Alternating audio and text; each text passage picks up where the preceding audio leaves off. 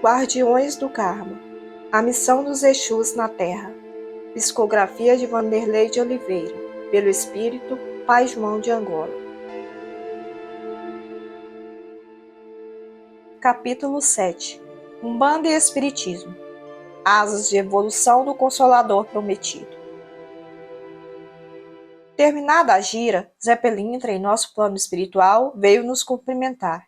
Pai João, seu axé, meu pai. Chegou até nós, beijando minha mão direita. Seu Zé, filho da luz, você tem minha bênção. Rafael, como está, meu jovem? Você sabe meu nome? Rafael Pereira. Isso mesmo, seu Zé. Gostaram do trabalho? Maravilhoso, meu filho, respondi. Há muita dor e desorientação, meu pai. Sua tutelada vai renascer depois de hoje. Prestem muita atenção no lenço dourado. Agradeço por seus préstimos, seu Zé. Natasha foi muito beneficiada. Se me dão licença, tenho uma gira muito pesada depois da meia-noite em uma favela de Recife. Fiquem com Zambi e muito axé.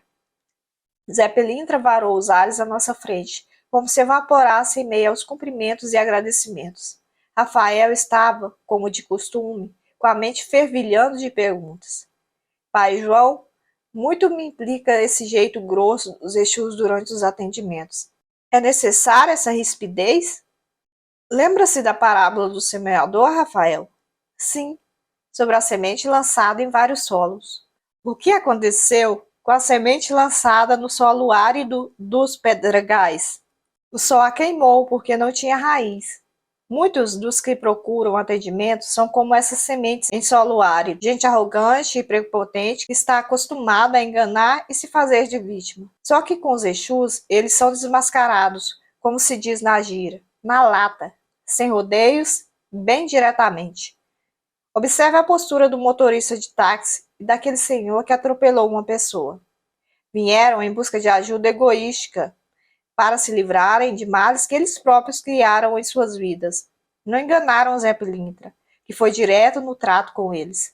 A dificuldade de entender os Exus, na aparente falta de educação de suas atitudes e da linguagem que adotam, está na concepção angelical que se criou na mente humana a respeito de guias espirituais, como se somente seres muito elevados pudessem cooperar com o bem no mundo dos espíritos. Não será exagero afirmar que, entre os espíritas, o assunto é muito mais enraizado. A noção de guias espirituais obedece muito à cultura católica que cultua santos e seres distantes da nossa condição. Já pensou na bondade e na elegância moral de Bezerra no trato com as criaturas das regiões do submundo? Os resultados não seriam os melhores. Quando muitos espíritas morrerem, desejarão ardentemente estar com Bezerra de Menezes. Serão surpreendidos ao saber que os Exus, especialmente a falange de Tranca-Ruas, são os secretários diretos do benfeitor e fazem a guarda armada de mais de 10.000 organizações espíritas, só no Brasil. Não será exagero dizer que o amor de Bezerra de Menezes é expandido em bênçãos de proteção e auxílio legítimo, porque Tranca-Ruas é seu braço direito. Uma visão real da imortalidade vai revelar o papel dos guardiões no surgimento do espiritismo na França, bem como a missão da Umbanda, mas especificamente dos Exus, no aparecimento do espiritismo no Brasil. Mal organizado, agiu com todas as suas cartas para impedir o nascimento da doutrina em solo brasileiro. Allan Kardec, além da proteção direta do espírito de verdade, era assessorado por guardas intergalácticos dos falangeiros do Arcanjo Miguel, seres de outras esferas terrestres que, sob a tutela do Cristo, fizeram a proteção do codificador, a fim de que conseguisse consolidar a mensagem espírita no planeta. As referências sobre esse lado sombrio e sua força de oposição são ignoradas pela maioria dos adeptos espíritas. O processo não se deu com a mera realização de um planejamento de anjos. Foi uma guerra entre o bem e o mal. Existe uma integração muito avançada entre os espíritos da Umbanda e os do espiritismo em suas atuações no mundo físico. Essa separação no mundo dos homens é uma prova da desatualização de informações acerca das contínuas e profundas mudanças que se operam em nosso plano, desde os meados do século XX. Foi-se o tempo em que isso era tão demarcado quanto no surgimento da Umbanda no Brasil, há mais de 100 anos, no início do século passado. Naquele momento, o espiritismo também consolidava suas bases em terras brasileiras. Podemos dizer que a Umbanda e o Espiritismo são as duas asas do Consolador prometido. Claro que existem, aqui no mundo espiritual, áreas bem demarcadas e até o mesmo fanatismo e preconceito que vemos no plano físico, mas isso caminha para transformações mais rápidas. Inegavelmente, existe uma diversidade de forças nos dois estilos de trabalho mediúnico que, muito raramente, pode servir de obstáculo ao trabalho do médium e mesmo ao seu próprio equilíbrio se ele deseja trabalhar nas duas frentes de serviço. No entanto, o exagero no tema e a generalização das regras fazem mais mal do que qualquer outra coisa. Essa separação tão acirrada é feita não só por espíritas, mas também por muitos umbandistas e é completamente injustificável na maioria dos casos. Por trás disso se escondem muito preconceito, ignorância, orgulho e, sobretudo, falta de preparo dos médios para saber identificar e lidar com as qualidades energéticas de cada linha. Existe sim uma veracidade no assunto, mas em 90% dos casos é resultado da forma incompleta de pensar a questão. O médium pode sim trabalhar nas duas frentes sem conflitar com seu aprendizado, com seu equilíbrio mental e com seu desenvolvimento espiritual. A diversidade de entidades que cooperam com o futuro do planeta é tão ampla quanto a de pessoas e jeitos de ser que percebemos no mundo físico, no dinamismo do progresso social, cultural e material. Os Exus são, por assim dizer, os guias espirituais que zelam pelos infernos astrais. Deve-se ter muito amor para exercer tal tarefa, apesar da postura truculenta, entendeu? Entendi sim, Pai João. É como se a Umbanda fosse a asa da esquerda, não é isso? A palavra esquerda está muito desgastada e não completamente adequada para explicar as circunstâncias de atuação das duas frentes, embora ainda ajude a entender um pouco melhor o tema se levarmos em consideração que direita e esquerda só serve aqui para designar forças complementares, mas não menos importantes. Uma forma didática de entender duas frentes diferentes de atuação de um mesmo trabalho espiritual. A Umbanda seria a esquerda, para afrontar as sombras que atuam contra a luz, e o Espiritismo seria a direita, abrindo caminhos ao pensamento humano na direção da luz.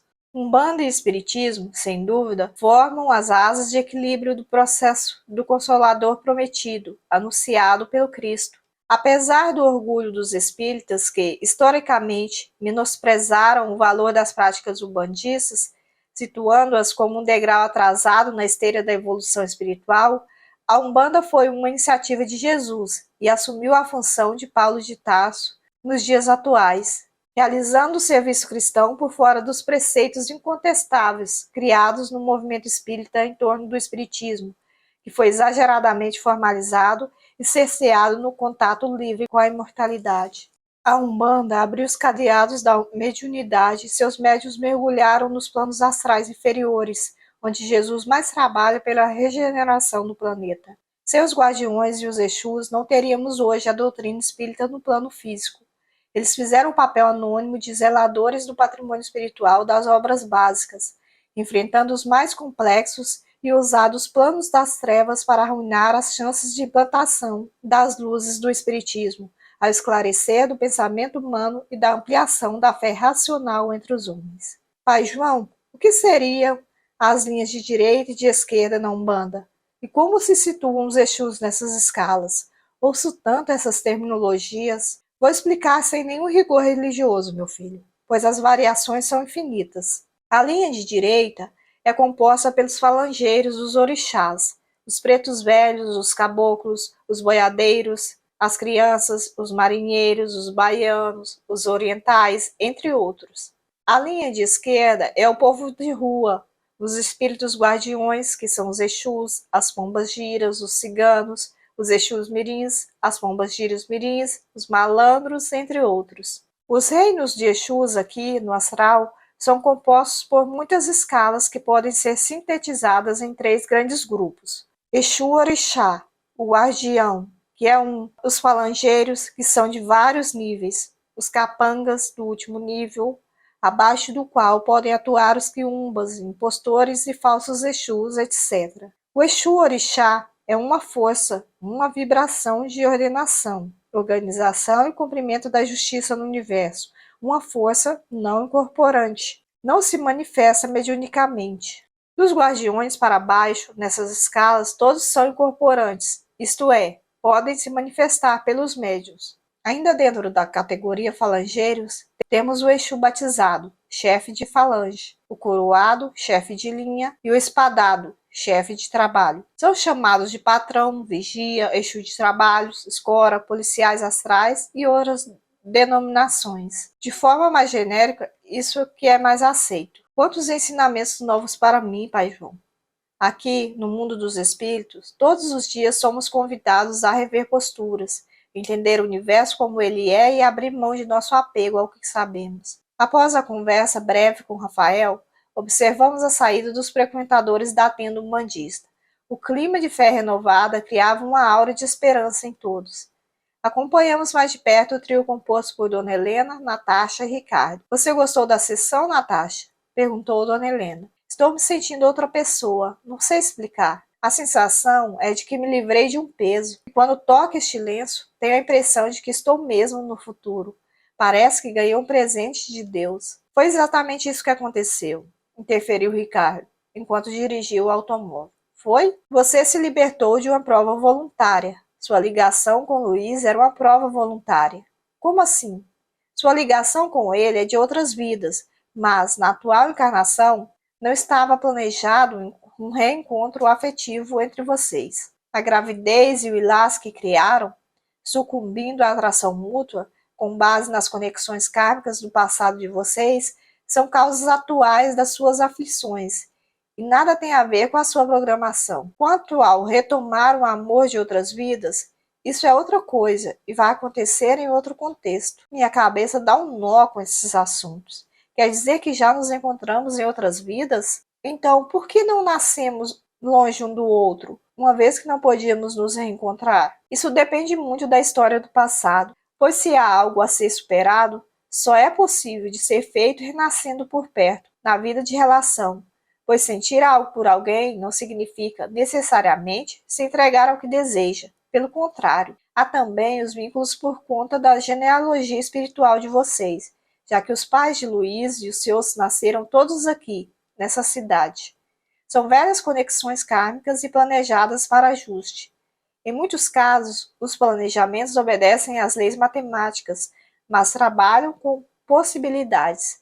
Por isso, os ajustes de um planejamento reencarnatório não são definitivos e conclusivos. Nessa sessão de Umbanda, você se libertou das energias que aprisionavam ao Luiz. Seus corredores energéticos com ele foram higienizados pela magia de Zé Pelintra. Isso vai mudar muita coisa em você e na sua vida, especialmente porque estará recebendo, daqui para frente, a proteção de Maria Mulamo. Pensando bem, acho que já mudou. Eu estou me sentindo livre das amarguras que carregava em relação ao meu futuro com ele. Ninguém sabe que estou grávida dele, a não ser vocês dois e ele que, no estado de sequelas do AVC, nem sei do que conseguirá se lembrar. Luiz está com a memória muito afetada. Os médicos chegam a falar que esse efeito, possivelmente, nem tem a ver com AVC. Farão novos exames de tomografia do cérebro. Eu me sinto afetivamente desligada dele.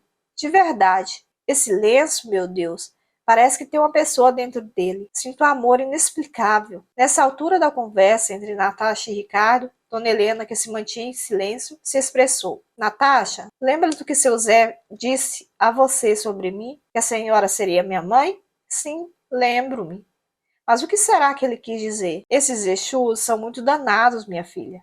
Ricardo e eu conversamos outro dia sobre sua situação de aperto e solidão após o acidente com Luiz. E eu queria lhe fazer um convite. Convite? Sim. Eu tenho uma casa ampla. Os filhos já se foram para construir suas vidas. E com isso, sou muito sozinha. Quem sabe você vem morar comigo, ajudar-me nos afazeres até arrumar um emprego. Depois virá a criança e eu a ajudaria a criá-la. Dona Helena, eu nem acredito. A senhora nem me conhece. Seu Zé falou tudo, minha filha. Eu sei. Na minha alma eu sei. Sabe o que nos une? Só pode ser coisa de Deus, seu convite. Eu estou quase sendo despejada. E sem a ajuda de Luiz, nem sei por onde começar. Você não vai precisar mais dele. E, por tabela, você terá um pai também. Como assim? Quer falar, Ricardo? Sim, eu falo. Helena e eu formamos um casal.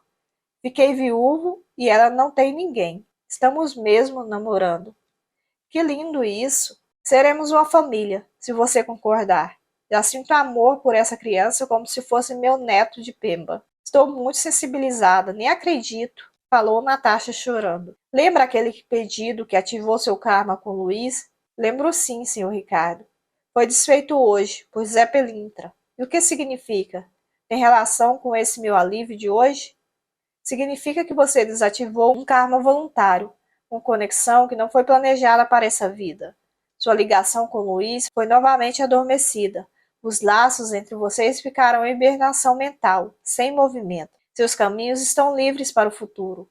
Você está livre para escolher seus rumos. E esse nosso convite é a primeira de muitas portas que vão se abrir a você. Como ele fez isso? É possível me explicar? Os Exus são capazes de fazer intervenções no banco de memória que guarda os resultados de nossas escolhas no corpo mental inferior das pessoas. São clarividentes no tempo e no espaço, o que lhes permite saber o que aconteceu entre duas pessoas e quais as implicações da justiça de um para com o outro. Como fazem isso? Ainda não entendi. Eles leem os arquivos do inconsciente com uma vasta capacidade de penetração nos campos mais profundos da mente.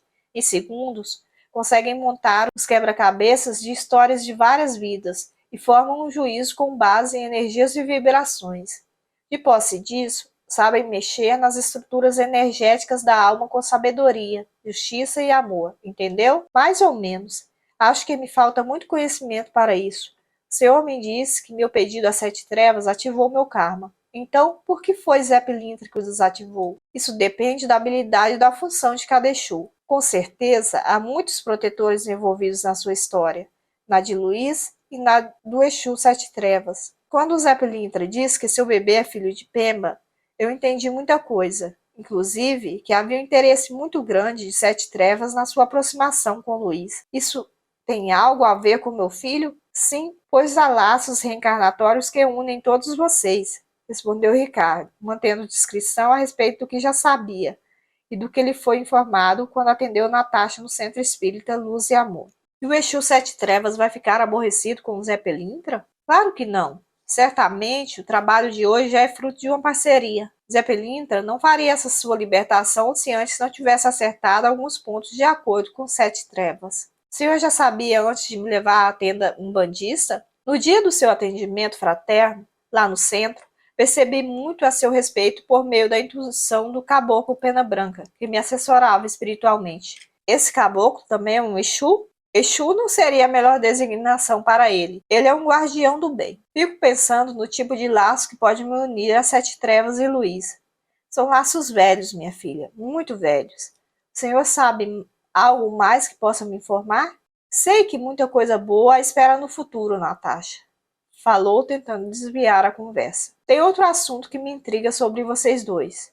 Diga. Disseram-me, num determinado centro espírita que frequentei, que os espíritas não poderiam ir à igreja e menos ainda ao centro de Macumba, ou Umbanda. Como fica a situação de vocês, já que frequentam o Centro Espírita Luz e Amor e a tenda de Umbanda de Pai Benedito? Ou vieram aqui somente para me trazer? Não, Natasha.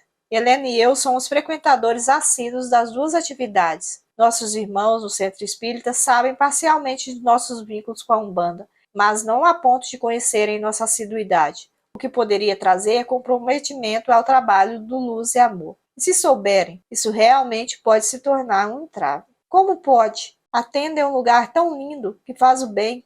Lá eu me senti tão bem tratada por todos, já não posso dizer o mesmo do Luz e Amor, no qual fui recriminada antes mesmo de ser ouvida. Será que se os umbandistas soubessem da minha história também me recriminariam? A proposta que nos move lá é a de Jesus, assim como no Centro Espírita a Umbanda é caridade, Natasha. Poderia ser recriminada, sim, caso os integrantes de alguma casa umbandista soubessem de sua história.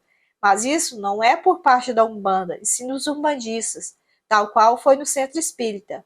Em outra casa, dependendo da qualidade moral de quem a atendesse, tudo poderia ser diferente. Os problemas são as atitudes dos trabalhadores, não as religiões. Então, qual motivo seria um entrave descobrirem que frequentam a tenda? Existem alguns pensadores, tanto da Umbanda quanto do Espiritismo, que deixaram pontos de vista em livros, palestras e textos a respeito do assunto, Basicamente, foram instituídas barreiras entre a Umbanda e o Espiritismo por conta das diferenças acerca do ritualismo, dos modelos de trabalho mediúnico e das origens de cada religião. Fala-se da existência de vibrações e correntes de energias diferentes, que poderiam ser nocivas a quem frequente ou trabalhe nas duas atividades.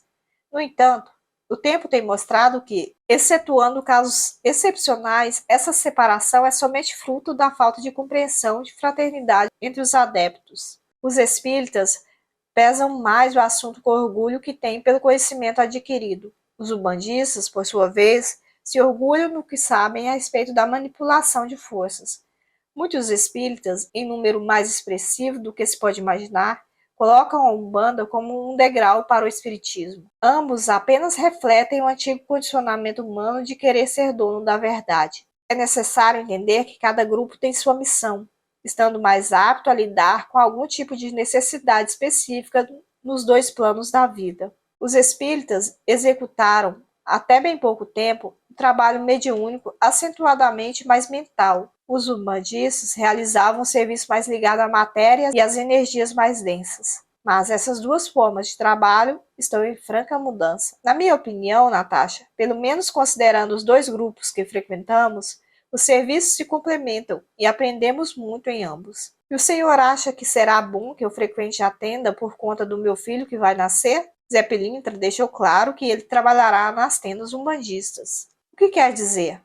Seu filho tem muita ligação com os Exus, os magos e demais espíritos que atuam na Umbanda e, provavelmente, deverá nascer médium. Então, os chamados médiuns já nascem médiuns? Nem todos. Seu filho já é médium de longa data. Engraçado, o senhor fala umas coisas. É como se já conhecesse muito a meu respeito do meu filho e do Exu Sete Trevas. Sou médium, Natasha, e por isso percebemos as coisas além do tempo e da matéria. Pois é, eu gostei tanto da tenda que fico com a sensação de que já conhecia aquele lugar. Já conhecia sim. Você já esteve lá durante o sono. Mesmo? Você e seu filho. Helena já tinha percebido isso há alguns dias. Eu quero continuar indo lá e gostaria de estudar e frequentar seriamente. Nunca senti um livramento tão grande. É como se minha vida realmente ganhasse um rumo novo. Seremos uma família umbandista, Natasha. Você não só foi alvo de livramento, como também foi presenteada com a nova família. Para mim, Helena, você será uma filha. E vamos cuidar desse neto com carinho, porque ele tem uma grande missão na Terra.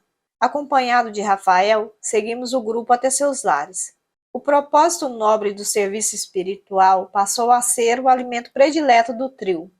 Com poucas semanas, Natasha se mudava para a casa de seus novos pais e logo começaram a arrumar o quarto de Rubens, nome escolhido por Dona Helena para o bebê que ia nascer. Exu Sete Trevas, que nutria profundo amor por Natasha, destacou guardas para vigiar a gravidez da jovem dia e noite. Rubens, que fora seu filho, atolado no lodaçal do plano astral, precisava dessa reencarnação como médium a fim de se reerguer perante a própria consciência.